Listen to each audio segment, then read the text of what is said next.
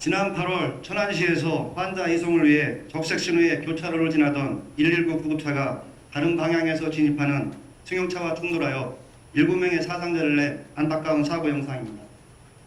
본 의원은 이와 같은 사고 예방과 아산 시민의 소중한 생명과 안전을 위해 애쓰고 있는 응급구조 인력의 또 다른 안전을 위해 관내 긴급 차량 우선 신호 시스템 구축의 필요성에 대해 발언하고자 합니다.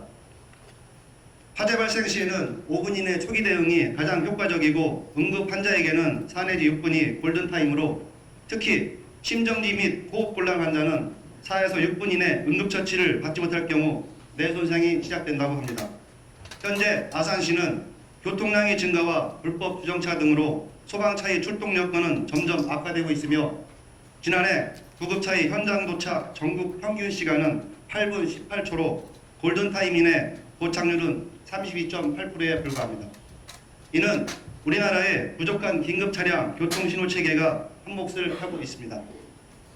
외국의 경우 긴급차량 출동을 위한 교통신호 제어 시스템이 운영되고 있으나 우리나라에서는 출동 차량의 지휘관이 방송 및 수신호로 양보를 요청하고 있어 도로 상황별, 개인 운전자별 양보 운전이 절실히 필요한 상황으로 이로 인하여 화재나 인명구조 같은 긴급성을 고려해 긴급 차량의 우선 통행권 인정과 함께 일반 차량의 배려와 양보를 의무화하는 소방, 구급차의 경우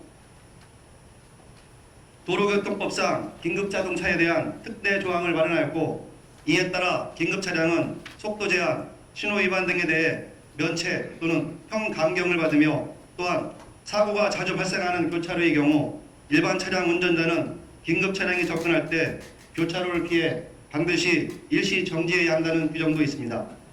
그렇지만 신호 위반으로 교통사고가 발생할 경우 긴급 차량 운전자의 운전 상태와 주의력 등 사고 발생 시 상황을 살펴 응급구조 인력에게 민 형사상의 책임이 가해지기도 합니다.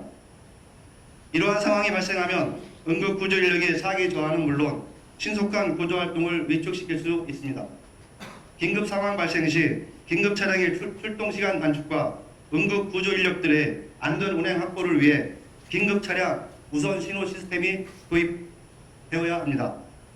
긴급 차량 우선 신호 시스템은 소방차, 구급차와 같은 긴급 차량이 신호등이 있는 교차로를 접근할 때 차량의 위치를 미리 감지하여 정지하지 않고 우선적으로 통과할 수 있도록 신호를 제어하는 것으로 국내에서는 의왕시가 2015년 일본 국도상 5개 교차로 1.8km 구간을 대상으로 시범적으로 운영하였으며 운영 결과 긴급 차량의 통행 시간이 20에서 60분 정도 감소하였습니다.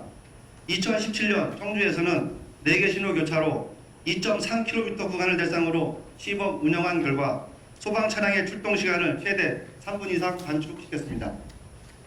소방청에 따르면 올해 3월 기준으로 전국 1만 7천 개소 교차로에 긴급 차량 우선 신호 시스템이 설치되었고 경기도에서는 올해 8월 전국 광역지자체 최초로 광역 긴급 차량 우선 신호 시스템을 도입하여 대형 화재나 사회재난 발생으로 긴급 차량이 다른 지자체로 이동할 때 안전운행 대응책을 마련하고자 노력하고 있습니다.